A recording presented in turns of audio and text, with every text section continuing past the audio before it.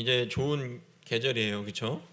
또 이번 오늘부터 또 어제부터 빠른 사람 어제부터 좀 긴 추석 연휴가 시작됐습니다. 추석을 앞두고 우리 반가운 사람들을 만나고 또 좋은 곳으로 이렇게 막 여행을 떠날 생각에 많이들 들뜨고 설레 있는 사람들이 있을 겁니다. 왜냐하면 저 또한 그렇기 때문에 그렇습니다. 그런데 여러분 이거를 좀 생각했으면 좋겠어요. 누군가는 이 명절 휴일을 온전히 즐기면서 좋은 시간을 보낼 수 있겠지만 또 누군가는 힘든 명절을 보낼 수도 있습니다. 자, 내가 이렇게 좋은 명절을 보낼 수 있을 때는 그것을 잘 누리면 돼요. 그리고 또 힘든 명절을 보내는 사람들을 볼 때 어떻게 하면 될 것 같아요? 어떻게 하면 될 것 같아요? 그들을 좀 긍휼히 여기고, 나보다 내가 그 사람보다 내가 나아서 그 사람을 긍휼히 여기는 게 아니에요. 기본적으로 사람이 사람을 향한 배려와 따뜻한 마음이 있어야 된다는 겁니다. 특히 이 명절을 즐겁게 보내지 못하는 사람들은 대부분 어떤 사람들이 그럴 것 같아요? 그죠? 백수, 그죠? 백수는 뭐가 없어요? 돈이 없죠. 그죠? 이 시대를 살아가는데 물론 돈이 뭐 성경에 말할 때는 부정적으로 이야기하는 부분도 있지만 돈 그 자체는 악한 게 아니에요. 그것을 어떻게 쓰느냐에 따라 그 돈이 악한 것이 될 수도 있고 선한 것이 될 수 있어요. 그러면 돈을 선하게 쓰려면 어떻게 해야 될까요? 그렇게 어려운 사람들을 돌보고 나만 그 재물을 가지고 즐기고 이 명절을 배 터지게 누릴 게 아니라 그 사람들을 향해서 어떻게 해야 되는 거예요? 그 내가 가진 재물을 나눠주는 거죠. 나눠주는 겁니다. 나만 맛있는 거 먹어야지, 나만 좋은 펜션 가야지, 나만 뭐 이 좋은 물건 사서 서로 나를 이끌어줄 수 있는, 나를 끌어주고 당겨줄 수 있는 저 높은 사람에게 내가 이것을 갖다 바쳐야지, 이렇게 하는 것은 온당하지 않아요. 자, 목사님도 이번 추석은 좀 결단을 했습니다. 조금 어떻게 보면 고마운 사람들에 대한 신뢰가 될 수 있을지 몰라요. 우리가 개척을 했잖아요, 그죠? 그러면서 우리 교회를 돕는 여러 교회들, 또 그 돕는 것을 결정한 그 교회의 지도자들 있죠, 그죠? 목사님들, 또 장로님들. 목사님은 이번 명절에 그런 분들에게 선물을 하지 않았어요. 가만히 생각을 해보니까 그분들이야 풍성하게 누릴 수 있는 여유가 있으시지만 정말 우리 교회가 구제하고 이 어려울 때 돌봐야 될 이웃이 누구인가를 한번 생각해 보았습니다. 그래서 늘상 해오던 분들, 고마운 분들에게, 어른들에게 선물을 하지 않고 좀 주변의 어려운 이웃들을 돌아보았어요.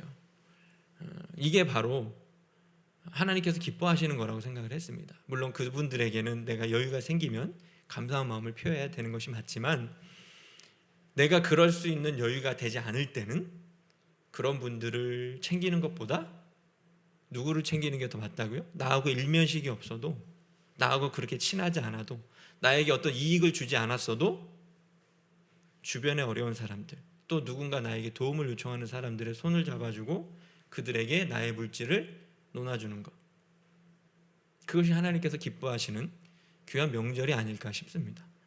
그래서 여러분, 맛있는 음식 먹을 때 그냥 즐기지만 마시고 외롭게 홀로 있는 이들과 또 돈이 없어 재물이 없어서 가난해서 그 명절조차 즐겁게 보내지 못하는 어려운 사람들을 지금 우리의 시선을 돌려서 바라볼 수 있었으면 좋겠어요. 내 시선과 내 눈이 잘 먹고 잘 사는 데에만, 내가 즐기는 곳에만 머물지 마시고 정말 주변을 어려운 곳도 구석구석 잘 살피고 돌아보는 좋은 명절에 정말 하나님께서 기뻐하시는 이 명절이 되었으면 좋겠습니다.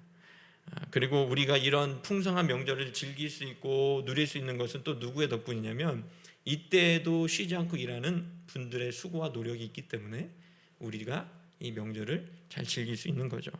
내가 어떤 상황에 처해 있다 할지라도 우리는 마음의 여유와 우리의 일상의 소중한 만큼은 잃어버리지 않는 저 여러분들이 될 수 있었으면 좋겠습니다. 자, 오늘 사마리아 땅, 오늘 말씀 사도행전 말씀으로 돌아올 텐데 빌립의 마지막 기사가 쓰여져 있어요. 그 뒤로는 누가 중점적으로 쓰여 있다고 그랬죠?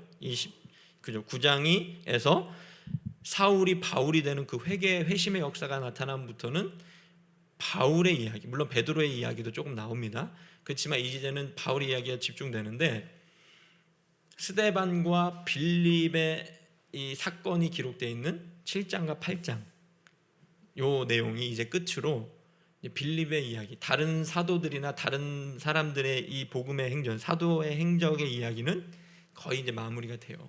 그 중에 빌립이 사마리아 성에서 복음을 전하고 그곳에서 또 베드로와 요한을 청해서 성령이 임한 그 사건 이후에 이제는 성령에게 이끌려서 어느 곳으로 갔어요? 그가 오늘 말씀 26절에 보면 물가로 갔는데 처음에 어디로 갔냐면 주의 사자가 빌립에게 말하여 이르되, 이제 사마리아 성에서 사마리아 그 땅에서 복음을 증거했어요. 그죠? 많은 사람이 세례를 받고 성령도 그들에게 임하였어요. 그러니까 이제 그곳에서의 사명은 어떻게 한 거예요? 그곳에서의 복음 전파는 이제 일단락되고, 또 그 복음을 듣지 못한 지역으로 성령이 누구를 이끄시는 거예요? 빌립을 이끌고 가시는 겁니다. 그래서 빌립에게 이렇게 말씀하시죠. 일어나서 남쪽으로 향하여 예루살렘에서 가사로 내려가는 길까지 가라. 근데 그 길은 뭐예요? 광야. 광야는 뭐예요? 그렇죠? 흔히 말해서 사막이라고 생각하시면, 사막하고는 조금 차이가 있는데 거의 같은 말입니다. 사람이 살 수 없는, 또 그곳은 거주할 수도 없고 다니는데 힘든 그 지역으로, 광야로 내려가라고 말씀을 하시죠. 그리고 이제 그곳에서 에디오피아 사람을 만나 복음을 전하는 그 내용이 나옵니다. 자, 오늘 설교는 그렇게 길지 않을 거예요. 길지 않을 테니까 빨리 끝나기를 기대하는 마음으로 잘 집중해서 들으세요. 알겠죠? 자, 오늘 빌립은 남쪽 광야로 향해서 에디오피아 여왕 간다게의 국고를 맡은 관리인 네시를 만나게 됩니다. 자, 여왕의 국고를 맡았다. 그러면 이 사람의 권세가 있었다는 거예요? 없었다는 거예요? 이 사람은 굉장히 힘이 있는 사람이에요. 뭐든지 금고 열쇠를 쥐고 있는 사람에게는 권력이 있어요. 그런 사람이 있습니다. 이 사람이, 이 네시가 아마도 유대교 신앙을 접했던 것 같아요. 여호와 하나님을 알아서 예루살렘으로 때가 되면 올라와서, 아프리카 땅에서, 이 에디오피아에서 예루살렘으로 올라와서 예배를 드리고 돌아가는 길이었어요. 자기의 고국으로, 고향으로 수레를 타고 돌아가는 중이었는데, 그가 가는 길에 누구의 글을 읽었다고 그랬어요? 그죠? 선지자 이사야의 글을 읽고 있었어요. 빌립이 이 네시를 만나기 위해서 성령이 그를 광야로 이끌어 가셨던 것이죠. 그래서 빌립이 그 네시의 수레 가까이로 다가가서 자기가 들린 말씀을 이렇게 이야기해요. 당신이 읽고 있는 그 글을 깨달을 수 있습니까? 라고 물어요. 이 네시가 소리내어서 읽었던 것 같아요. 그 말씀을 그냥 속으로만 읽은 게 아니라 소리내서 읽으니까 빌립이 수레로 가까이 다가가서 당신이 읽는 그것을 깨달을 수 있습니까? 라고 물어요. 그러니까 그 네시의 대답이 뭐라고 얘기해요? 내가 깨달을 수 있습니다. 이렇게 얘기했어요? 아니, 그 물에서 세례받는 건 나중 얘기고, 이제 그거가 눈에 많이 들어왔나 봐요. 그 앞에 스토리가 있어요. 세례는 거의 마지막 부분이고, 깨달을 수 있느냐고 물으니까 뭐라고 얘기해요?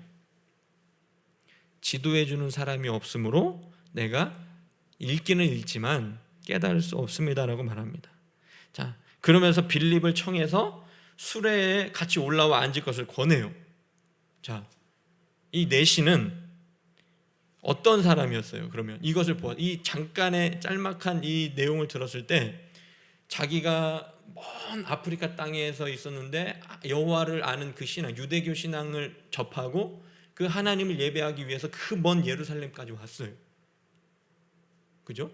그리고서 예배를 드리고 돌아가는 길에 구약의 말씀, 선지자 이사야의 글을 소리내어서 읽을 정도로, 가는 길에서도 그 말씀을 낭독하고 말씀을 볼 정도로 뭐가 있었던 거예요? 이 네시는 말씀에 대한 사모함이 있었던 거죠. 깨닫지는 못하지만 지식도 없었어요. 깨달을 수 있는 지식이 없었어요. 그렇지만 하나님을 알고 싶어하는 열망과 그 말씀이 무슨 말씀일까를 깨닫기 위해서, 깨닫고 싶어서 간절히 사모하는 그 간절함, 하나님을 향한 열정이 그에게 사모함이 있었던 겁니다. 그래서 이 사람이, 이 권세 있는 사람이 누구인지도 모르는 그 나그네, 이 말씀이 무슨 뜻인지 깨닫습니까? 라고 그 사람이 누군지도 모르잖아요. 내가 힘 있는 사람인 걸 알고 나를 납치하거나 나를 암살하거나 그 사람이 어떤 사람인 줄 알고 내가 그 사람을 수레에 태우겠어요, 그죠? 하지만 본인이 읽고 있는 그 말씀에 대해서 깨닫느냐고 묻는 그 사람을 볼 때에 이 사람이 뭔가 나에게 가르침을 줄 수 있겠구나라고 생각한 이 내시는 그 빌립을 어떻게 했다라고 했어요? 쫓아냈어요? 뭐 어디 거지 같은 놈이 와가지고 말을 걸어 이러고서 쫓아낸 게 아니라 자기의 수레에 태웁니다. 올라와서 같이 앉으라고 권하고 그에게 묻죠. 그가 읽고 있었던 구절은 이사야 53장 7절의 말씀인데 오늘 본문 32절부터 33절의 말씀입니다. 한번 보세요. 그 내시가 읽고 있었던 성경 본문은 이사야 몇 장이라고요? 53장 7절에 대한 말씀을 계속 읽고 낭독하고 있었어요. 그 말씀인데 한번 보세요. 제가 읽어드리겠습니다. 그가 도살자에게로 가는 양과 같이 끌려갔고 털 깎는 자 앞에 있는 어린 양이 조용함과 같이 그의 입을 열지 아니하였도다. 그가 굴욕을 당했을 때 공정한 재판도 받지 못하였으니 누가 그의 세대를 말하리요? 그의 생명이 땅에서 빼앗김이로다 하였거늘. 자, 이것이 누구를 가리키는 말 같아요? 이사야 53장 7절에서 공정한 재판도 받지 못하고 도살자에게로 가는 양과 같이 끌려가서 아무 조용하게 입도 열지 않고 그의 생명을 빼앗긴 분 누구예요? 우리는 이 사람이 이 글을 읽을 때 이사야가 말한 이 사람이 누군지를 알 수 있어요. 누구예요? 그렇죠, 예수 그리스도죠. 예수님에 대한 엄청난 직접적인 예언의 말씀, 수백 년 전에 어떻게 죽으실지를 그렇게 말씀을 한 겁니다. 이때만 해도 복음을 듣지 못한 사람들, 즉 예수 그리스도에 대해서 듣지 못한 사람들은 이것이 누구를 가리키는지를 전혀 알 수 없었어요. 유대인들은 이 사람을, 이 메시아를 아직도 어떻게 한 거예요? 기다리고 있는 거죠. 왜? 예수님 그 메시아가 아니라고 십자가에 못 박아 죽였기 때문에. 구약 성경을 유의 깊게 보고 그 말씀을 제대로 보았다면 예수님이 이 땅 가운데서 행하시면서 성취하셨던 그 모든 일들이 어디에 기록되어 있어요? 구약 성경에 기록되어 있는데 그것을 보았으면, 제대로 보았으면 예수 그리스도가 메시아라는 걸 알았을 겁니다. 그래서 이사야의 말씀은 뭐라고 불리냐면 구약의 복음서라고 불리기도 합니다. 자, 복음서는 구약 시대에 쓰여졌어요? 신약 시대에 쓰여졌어요? 그럼 신약이죠. 복음이 뭐예요? 말 그대로 구원의 기쁜 소식, 예수님의 이야기의 시작이잖아요. 그죠? 우리를 구원하신 예수 그리스도의 이야기잖아요. 그 복음인데 구약에는 그러면 그 복음이 실현됐어요? 실현되지 않았어요? 아직 안 됐죠. 메시아가 오지 않으셨잖아요. 구약에서는 뭐예요? 성경을 신약과 구약으로 나누는데 쉽게 말해서 구약은 메시아가 오실 것이다 약속해 주시는 약속의 말씀이고, 그럼 신약은 뭐예요? 메시아가 오셨다.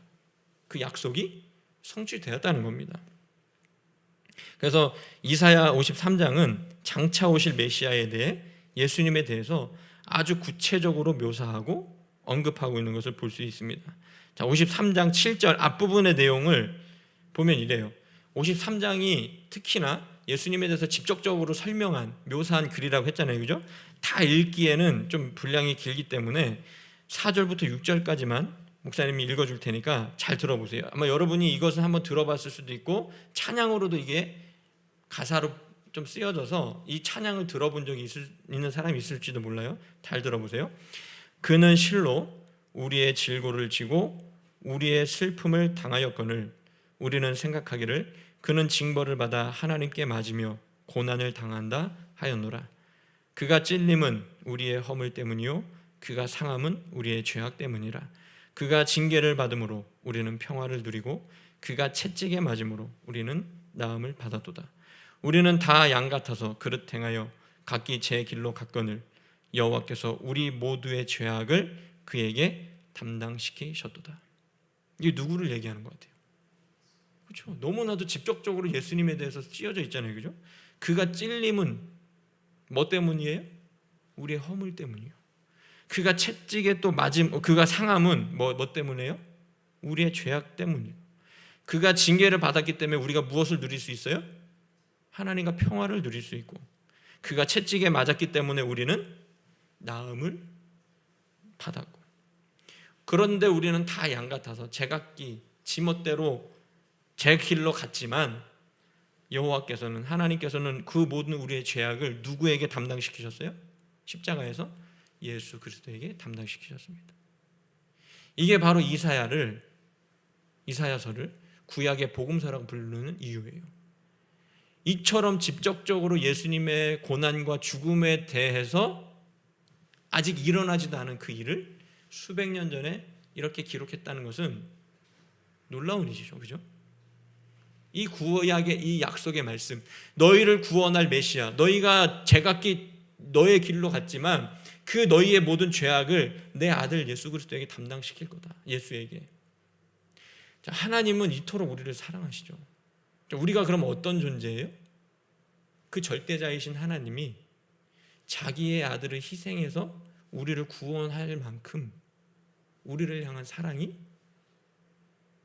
헤아릴 수 없는 분이시죠. 아버지가 아들을 희생시킨다? 다른 존재를 위해서? 이것은 우리 인간이 생각할 수 있는, 어떻게 보면 가장 큰 가치라고 보면 됩니다. 나의 가장 귀한 것을, 소중한 것을 희생해서 얻기까지 어떻게 한다는 거예요? 우리를 사랑하신다는 것이죠. 이게 바로 복음의 핵심이에요. 하나님이 우리를 사랑하시고 우리와 화해케 하기 위해서 그 아들 예수 그리스도를 십자가에 죽게 하시고, 그가 그 모든 죄악을 담당하시고 우리를 구원하신, 이게 바로 뭐라는 거예요? 복음이죠. 빌립이 이 모든 것들을, 이 7절 말씀 있잖아요. 에디오피아 내시가 깨닫지 못하고 씨름하고 있던 그 말씀으로부터 시작을 해서 뭘 전했어요? 그 내시에게 예수님에 대한 그 모든 복음을 전했습니다. 자, 이래서 그 내시가 그 모든 복음을 받아들이고 그들이 가는 길에 뭐가 있는 걸 보았어요. 이제 드디어 물이 있는 것을 보고 세례받기를 청하죠. 그리고 이에 수레를 멈추고 빌립과 내시가 둘 다 물에 내려가서 빌립이 세례를 베풀고, 둘이 물에서 올라오니까 또 다시 어떻게 됐어요? 주의 영이 빌립을 어떻게 했어요? 다른 곳으로 이끌어 가십니다. 이제 빌립의 사명은 여기서 어떻게 된 거예요? 끝난 거죠. 그 에디오피아의 내시에게 복음을 증거한 이후에 또 빌립은 어떻게 됐다고요? 주의 영에 이끌려서, 성령에 이끌려 다른 지역으로 복음을 전하러 갑니다. 그런데 보세요. 세례를 받은 직후에 자신에게 복음을 전한 빌립이 다른 곳으로 곧장 사라졌음에도 불구하고 에디오피아 내시는 성경에 뭐라고 표현하고 있어요?